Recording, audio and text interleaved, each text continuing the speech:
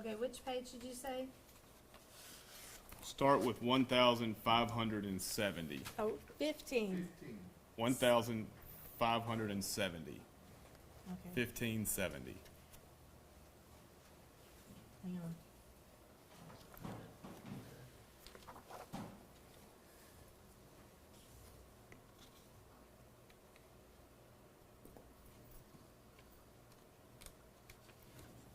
Is that at the end of a volume? Should be the beginning of volume 38, Okay. or volume 11, day 6.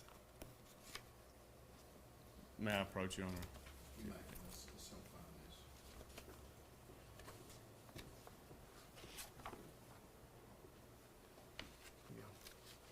I think I'm here.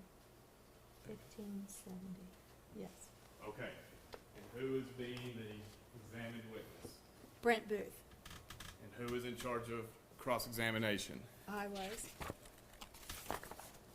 And now, can you go to the end of his direct on page 1,624?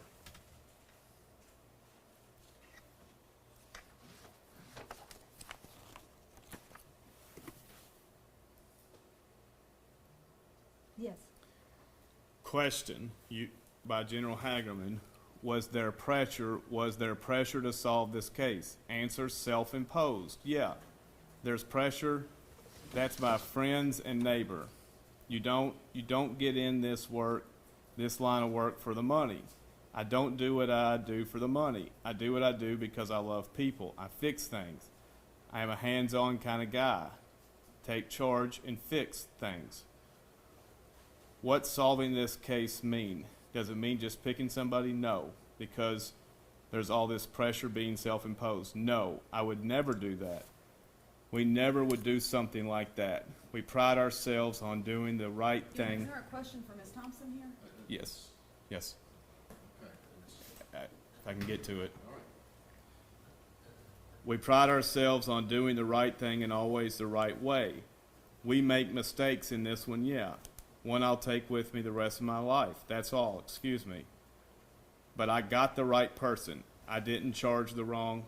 Then you objected, line 23. Objection, Your Honor. I object. We're giving opinion testimony right now. I object to that. Then General Hagerman, I think it's enough. I'm not going to ask any further. Thank you, Agent Booth. And the court said cross. All right. Do you remember this part of the trial?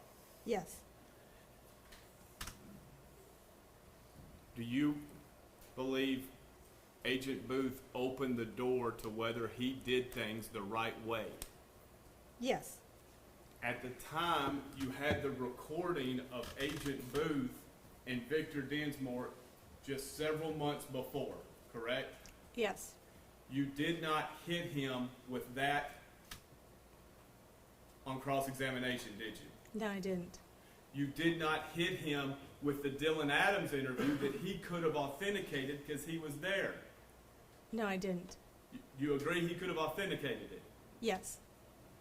You could have gone through Jeff Jackson's behavior against Dylan to get a statement the state said they don't believe. Yes. Why not? I don't know. I think I was overwhelmed at that point. I think that we didn't know who was coming to testify. I should have also in advance, not just the night before, but in advance should have sat down and gone over these things and really thought out how I could get this material in. I don't know why I didn't do it. I can't explain it. Do you think that was competent counsel? No, I think I should have put it in.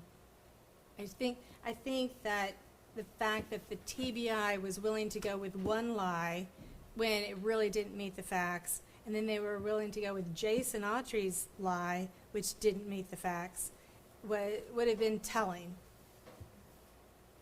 The jury never heard any of the Dylan stuff, did they? No. They had no idea there was a 4-hour interview that the state traveled on for how many years? 2014, 15, 16, so 3 years.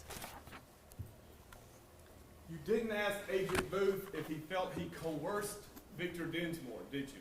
No, I did not.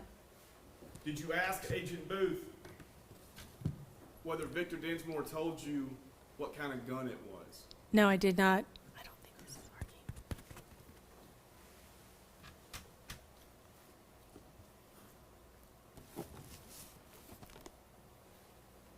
Do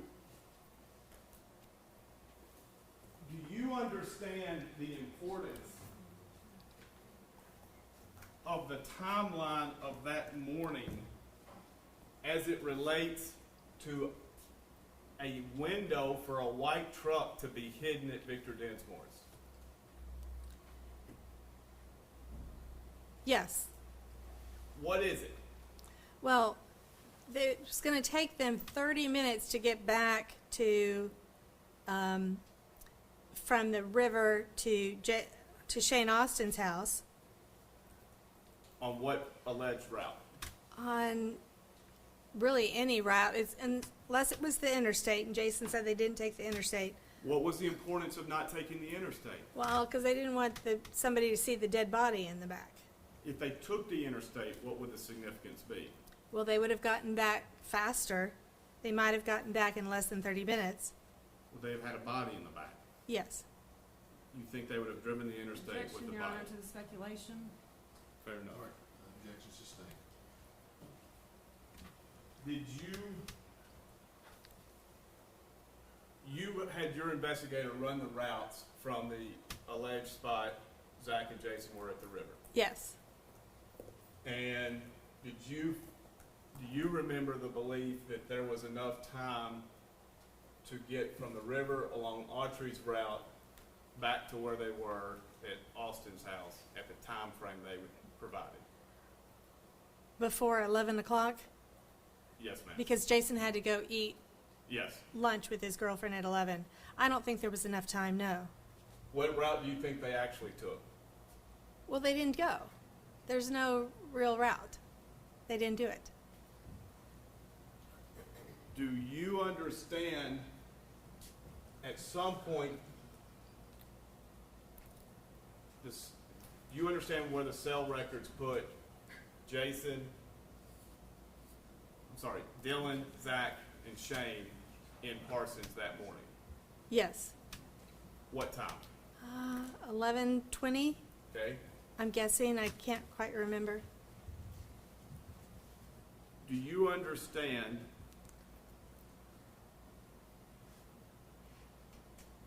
what was your understanding of the state's timeline when a truck was hidden at Victor Dinsmore's?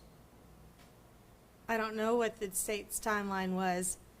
I'm guessing from Victor Dinsmore's trial testimony, the state's saying they did it before they went to Parsons. Did you explore when there was time to do that? No, I didn't. I should have. Did you discuss with the jury this timeline that the state was bound by? No, Why not? I don't know. Do you remember having discussions with your internal team, Mr. Simmons, your background investigators? Simmons didn't discuss any of it at all with me during the trial, I don't think. The investigators, I don't remember specifically. I remember showing that they couldn't get there within the 30 minutes that Jason said, or it would take them over 30 minutes. And so that Jason's timeline was off. I don't specifically remember putting the truck being hidden at Victor Dinsmore's, moving tires, getting it in there, and then going to Parsons by 11. I don't think I specifically remembered that or put that together.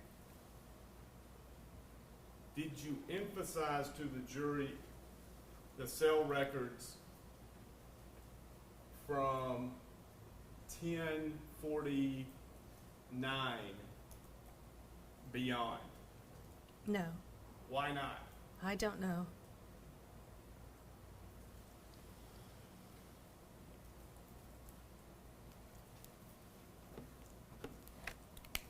you remember,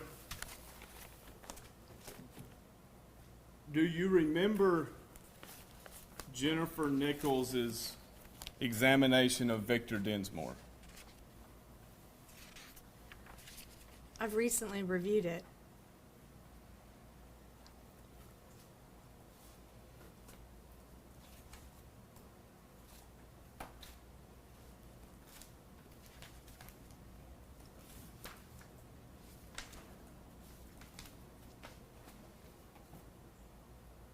And if you could go to page 1536. 1,536?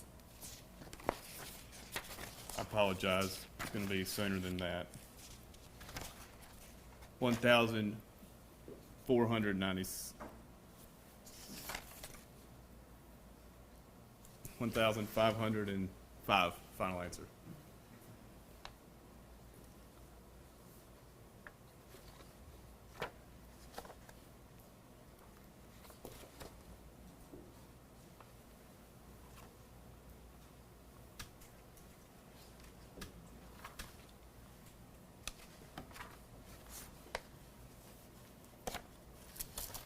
Let me know when you're there. I'm there, I haven't All reviewed right. it yet. Line 17, question to Victor Dinsmore. And while there on the property, did Zach make statements to you about speaking to your wife or going to your wife's house and putting a car in your shop? Answer, no. He did not say anything. No. At any time did he tell you that? No. Then it continues 1506, but you don't recall him mentioning it there on the property. No, I don't remember him saying anything. I was trying to get them out of there before Mr. and Miss Doug or Dottie showed up. You recall, of course, being interviewed by law enforcement several years after this happened, correct? Answer, correct. And in that statement, just a minute, in that statement, if you told the, and then there's some objections, it continues on 1507. Question line 3. So my question is, did you make the statement to TBI agent Trout that Zach Adams hit his grandfather's white Nissan post-abduction? Yes. Do you remember this? Yes, I mean, first of all, it's terrible. She's leading him terribly. He's asked and answered and said he didn't remember. I mean, the objections I should have made to that, but Did you it's have hearsay. Did you have Valerie Trout's statement, IR statement? I probably did, but I don't remember. Did you have Valerie Trout under subpoena? No, I did not. Are you aware of Rule 803-26?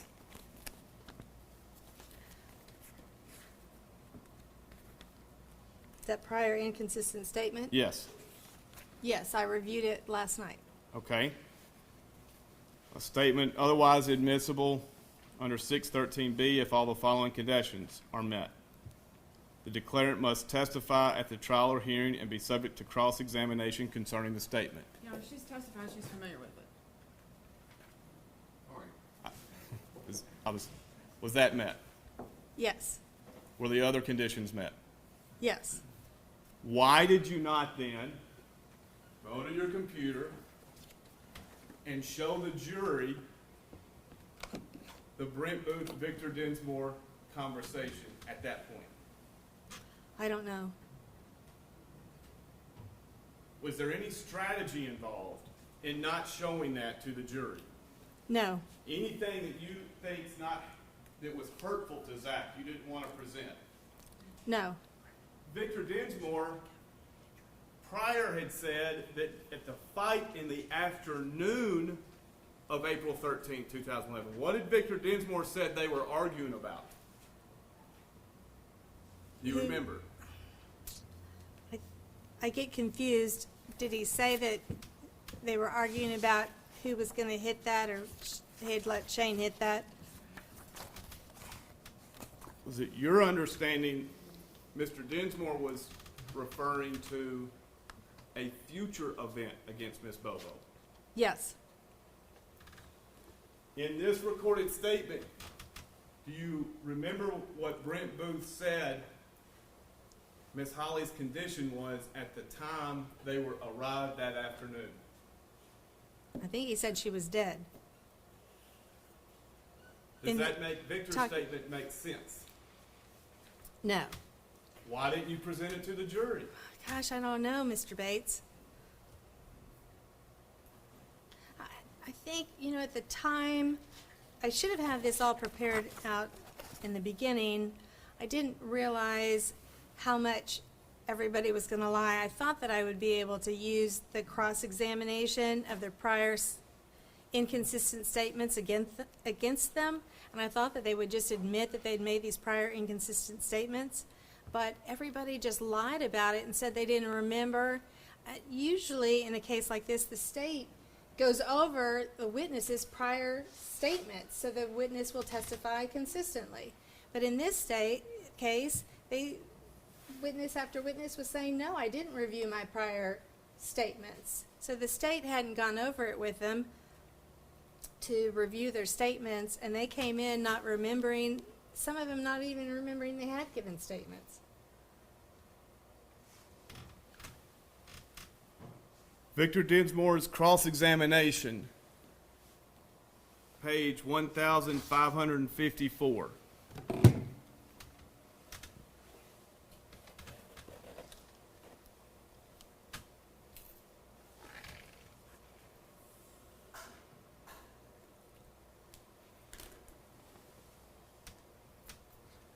Line 16. Now, you also talked to Brent Booth about the gun that you disposed of that you got from Jason Autry, didn't you?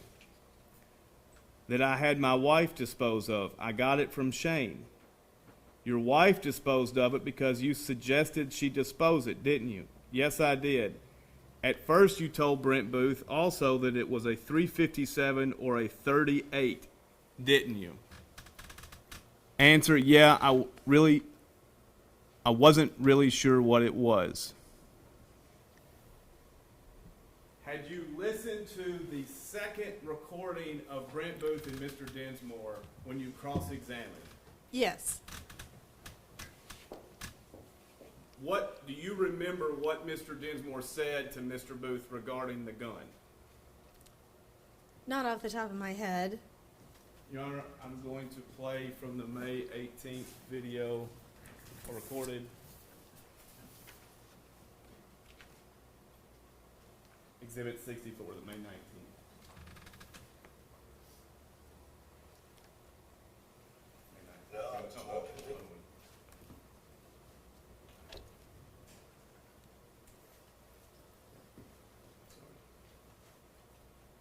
Go to, what did we say? 17.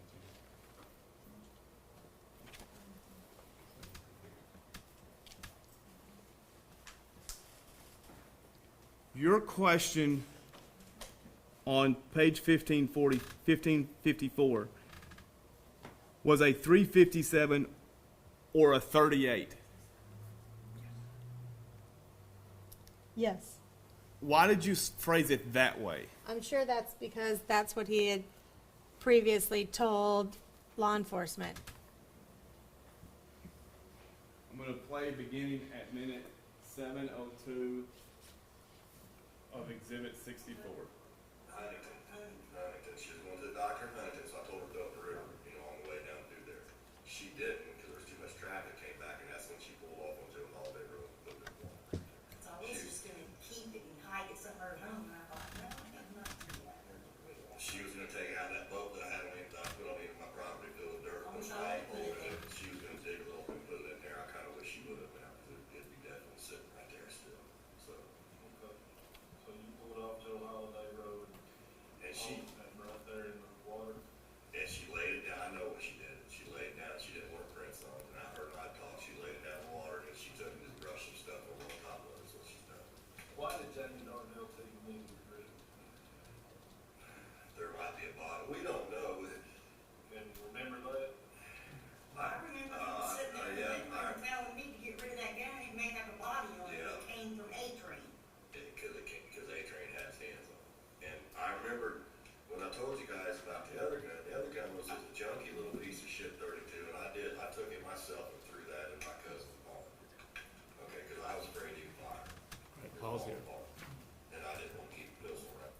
did you emphasize with Mr. Dinsmore, he had already thrown a .32 revolver away? No, Did you emphasize when he made this statement in relation to when the gun was found? no, Do you know how many days before this statement was made? no, but it was made before the gun was found. Do you know how many days? No. A few weeks, a few days.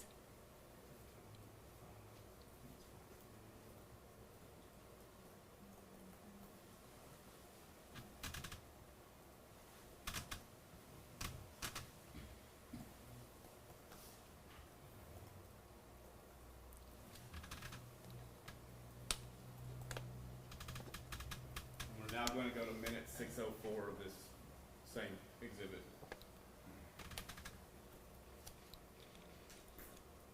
Revolver, or Shane, and A-Train, or Shane trading you a I revolver. remember Shane, I remember now that Shane traded me a black .38 revolver. Alright. And just a regular revolver, but it was one he could switch the cylinder, Mac 357. Came to me and wanted to get some pills for it, and I said, you know, how many, I can't remember how many I gave him. I think I gave him some one time, the next time I got some, I paid him off, you know, for the pistol. But then we started talking, and we remember when Jamie Darnell moved in, was when mom and dad threw him out. One gun, .38 revolver, Yes, interchangeable .357. yes. You made it seem like he mentioned possibly two guns. Was that a good question? No.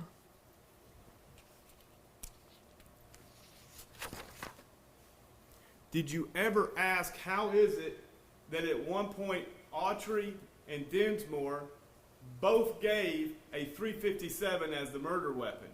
And then they both said at trial it was a .32 revolver. Did you ever connect that to the jury? No, I didn't. Why not? I don't know. You continually say you don't know. Well, sitting here today, I do not know. Would a competent, effective attorney had made these mistakes? No. You had poured your life into this case. What's going on? What was going on at this time?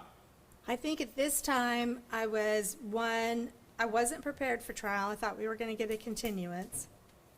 I even thought when we showed up for trial on the day of trial in September that the other attorneys were going to ask for a continuance. I had been chasing all these other leads that they had dumped on us in May and July, and I was looking up like all these other witnesses. So instead of sitting down and doing my prep on the witnesses that were going to be the really tough ones that I should have done, I was trying to figure out who these unknown people were that were on the witness list. I was still reading through IRs, trying to find the white truck, and so I wasn't prepared, and I had nobody. In that trial, I did witness after witness after witness. If you watch, the state breaks theirs up among 4 different attorneys, and they take turns. Nobody goes twice in a row, or not very many times do they go twice in a row. I was going time after time after time, day after day, and I just wasn't prepared to ask good, hard cross-examination questions. Keep going. Well, I mean, I am a good attorney, and I did know the facts of the case, but just the way that it set up and it came to trial, it was a cluster. On page 1542, you asked Mr. Dinsmore, page 1542. Line 4. So I'm not understanding. When did you and your wife talk, before or after Brent Booth came to talk to you May 18, 2017? Answer. We talked before, after. We talked last night. We talked on the way to court this morning. When did you and your wife talk about the fact that the white Nissan truck was parked in your shop? Answer. Before Brent came up. Question. Before Brent? Answer, yeah. So I did a very bad job when I went back and reviewed. I did a very bad job of pointing out that there was no break in that interview from the time he said there was no way that white truck was in my garage to the time that he said, oh yeah, now I remember it was in my garage. There was no break for him to talk to his wife. Did you, I didn't make that clear to the jury. did you ask for a recess and say the state has an obligation to correct perjured testimony? No, and they had an obligation to correct it. Did you ask for a mistrial? No. Did you ask for a mistrial at closing argument when General Nichols said the white truck was put at Victor Densmore? No. Why not? I don't know, I had asked for a mistrial before, and the judge had just belittled me so much. I just didn't want another opportunity for the judge to belittle me in front of the jury. I mean, he treated me like a second grader over the evidence materials. When I said it was hearsay, and the state said it's not hearsay, they're not offering it for the truth, and I asked for corrective instruction to the jury. He gave the jury a little mini lesson about hearsay, and he said every law student knows this.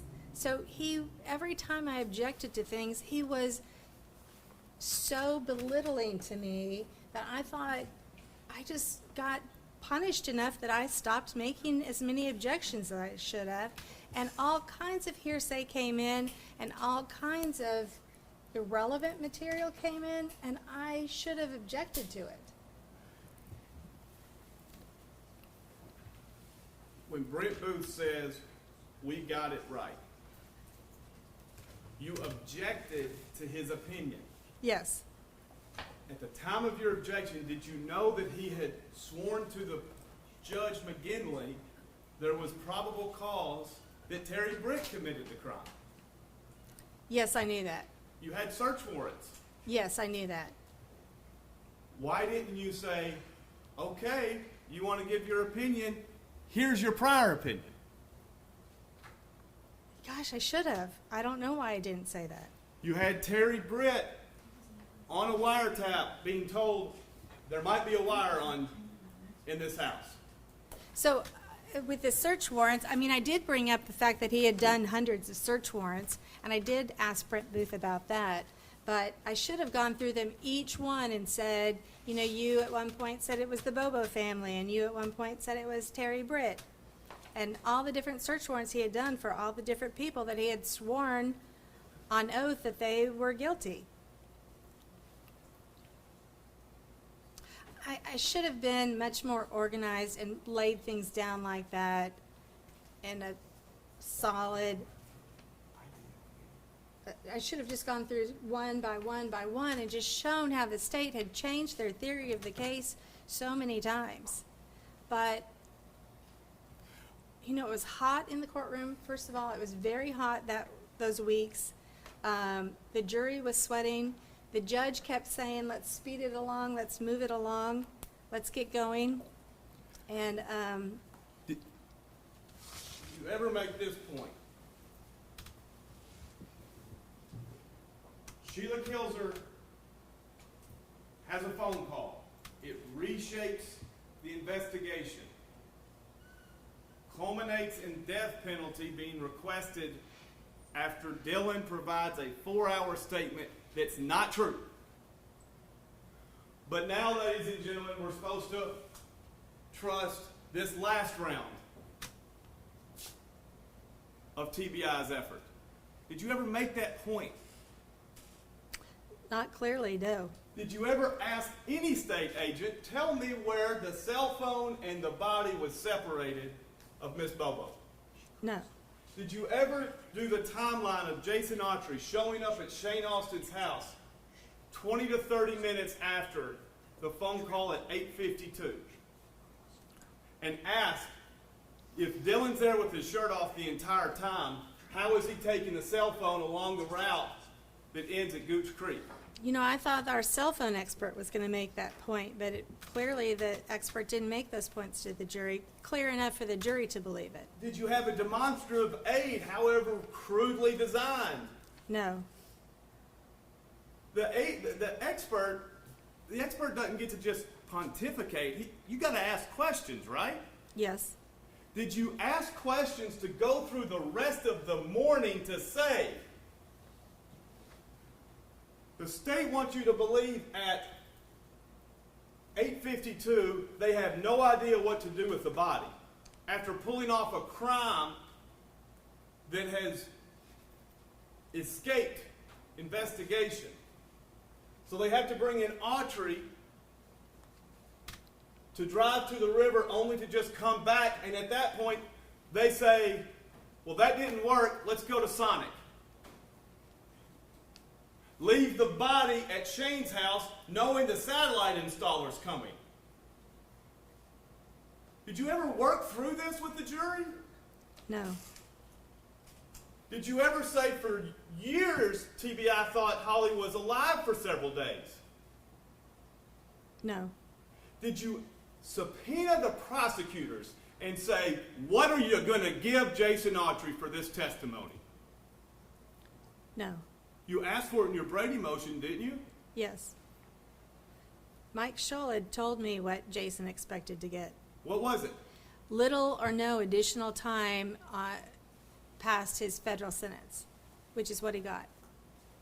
Did you ask Mr. Autry how many years are you willing to receive for your testimony? No. Mr. Autry repeatedly, when confronted with something, he would say, if your records show that. Reflect, yes. If your records reflect that. Did you ever ask, who told you to say that? No. Did you ever ask Mr. Autry, what was it like sitting through waiting trial for a death penalty case you didn't do? No, I didn't ask him that on trial.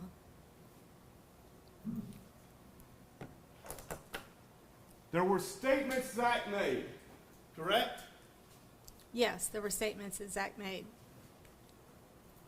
Did you talk with him about Zach? Did you talk with Zach about them? No, Jim Simmons, I think, talked with Zach about the statements.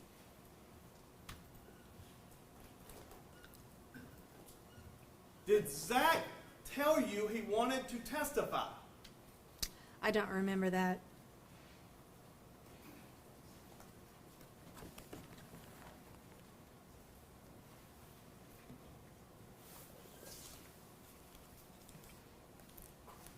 Do you remember talking to the news after the verdict? Not exactly.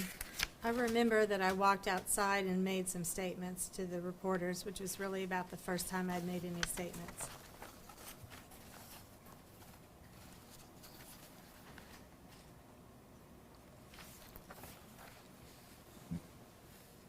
Did you ever prepare Zach to testify? No. Why not? Well, because there were some accusations that Zach had tried to rape his stepsister, and I thought if we got him on the stand, those accusations were going to come in. Did you discuss it with Zach? No. Do you ever allow your clients to testify? Not usually. How many clients have you allowed to testify? Oh, maybe just one. How many trials? Many. How can you make a decision as to the wisdom of the client testifying if you don't see how he does in preparing him? Well, I guess I made the decision based on the fact that these accusations, which I did not believe, were out there, and I didn't want them to come in.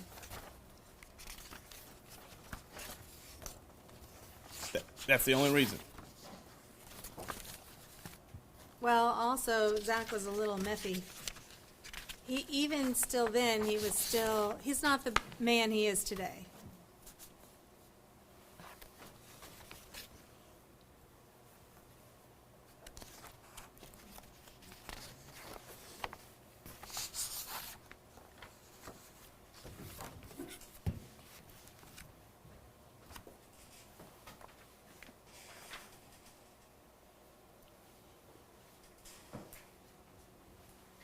You had been advised in these proceedings that there was shared in discovery a video from the ATM machine No. in the post-conviction proceeding. Oh, yes, I've now know that the state knew that there was a video of the ATM machine. And did I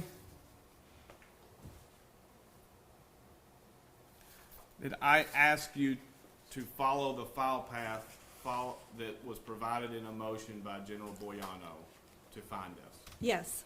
You asked, so on my Pegasus hard drive that I have, that was several $1,000s, I pulled it out, fired it up, and went through the process and followed the path that you said it would be to open up the video.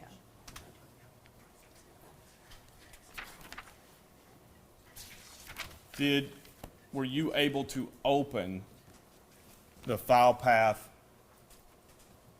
from BP 413? No, I could not get it open. And did you take a screenshot of what your computer had? You can look at the document been passed.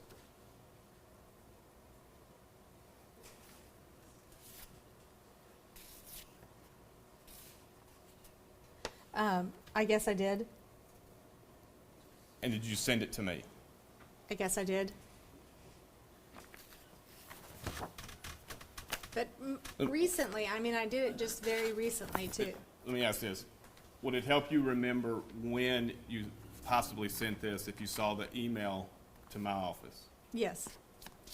You're going to pass the witness this. Just look at it and then provide it back to the court officer, please.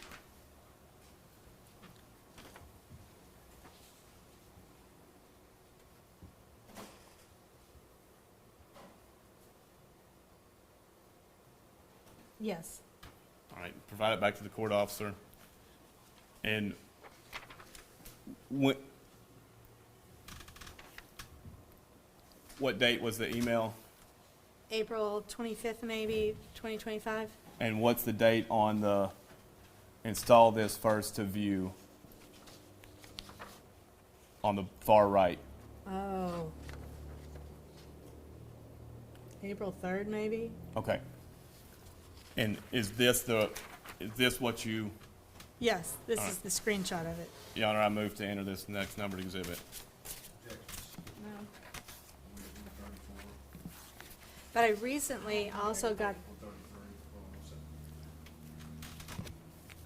Move it as exhibit 133.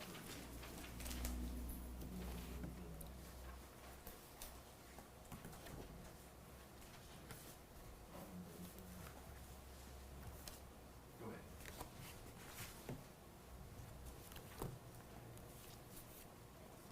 Yeah, you recently what? I recently, just days ago, got out the hard drive again, turned it on, fired it up, and tried to open the file on the Mac. It wouldn't open on the Mac, but then I made a copy of it to a thumb drive, took it over to my computer, installed the software on my hard drive like it says to install the software. The software went on and still couldn't open the files. It was labeled, what is it labeled on this? V8 or something like that. But what's the individual date, the individual number? I don't know, I lost my copy. Hang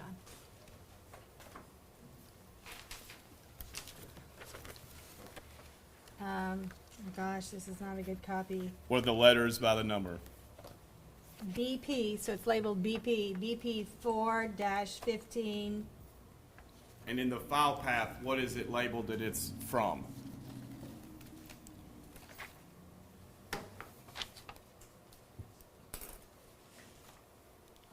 I can't tell.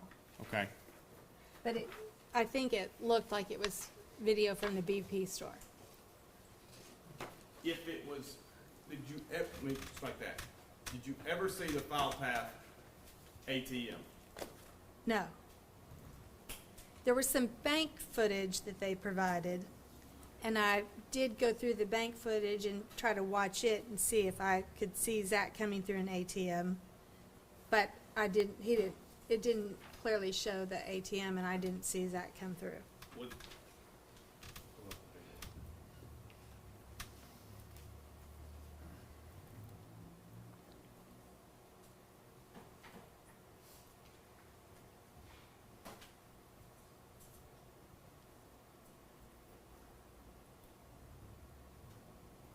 You could look behind you.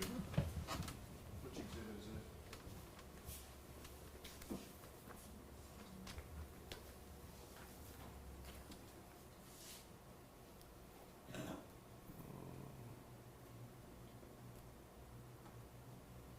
Exhibit 8, Your Honor.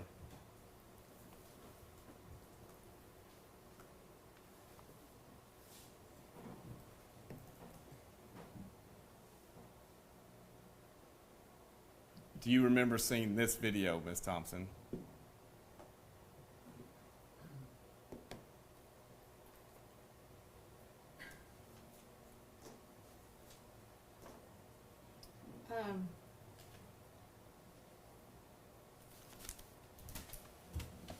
This video right here doesn't seem to show anything. Okay. Do you remember seeing it? Hold on one second.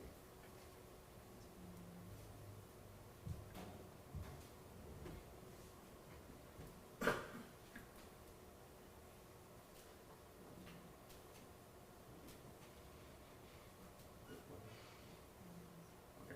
Do you remember watching this video? Not specifically. Okay. Is it the video from the bank? Objection, Your Honor. I can't answer questions.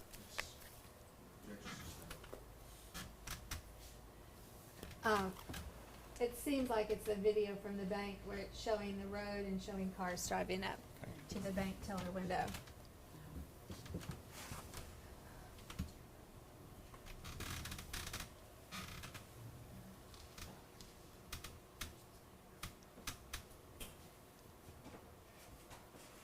Did you change computers or hardware at any time leading up to your representation? No. I had a Windows computer in my office. So in March and April of 2017, when you attempt, or 2025, this year, when you attempted to open, is it because you had a new computer, a new system? Well, I did get a switch over to Windows computer years ago. Okay. And if you could turn around.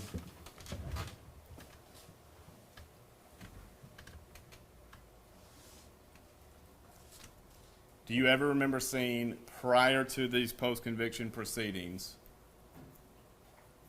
this photo? No.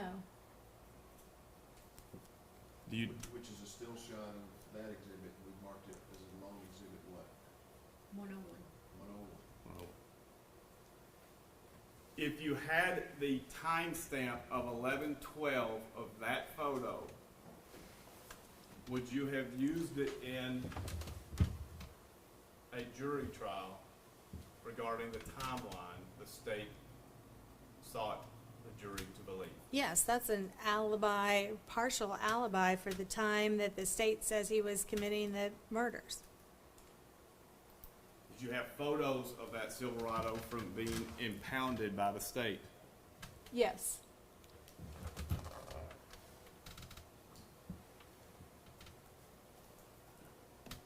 You testified you were competent and diligent as an attorney in 2014, Yes. 2015, Yes. 2016, Yes. 2017. I think 2017, things began to change. Were you competent and effective at the trial in September of 2017? I don't think so. I think that I was still trying very hard, but I think there was so much material, and I was the only one working with it. I was the only one doing the trial, and even if I had wanted to pull something up and play something for the jury, it would have been a monumentous task for me to find it in the discovery. One of the things that the state did is they would come up and they would present the witness with a piece of paper and say, here's this, and I would say, what is that she's handing him? And she said, well, she got it in the discovery, Your Honor. Well, I got 4 terabytes the first day. The first day they gave me discovery, I got 4 terabytes, and then they kept adding on and on and on to that. So I wasn't able to pull things in trial and show them. I was barely able to cross-examine witnesses. And it's not because I wasn't trying or I wasn't a good attorney. It was because the situation that I was plopped down into, and with the judge being so rough on me and the state being so ugly to me, it made it impossible for me to be my normal zealous self. Ms. Thompson, do you agree that a competent attorney has to get past sometimes the state's mean to you? Right, that sounds kind of babyish, but the state was so ugly when I would make objections, and so ugly in front of the jury, I was worried that they were poisoning the jury against me.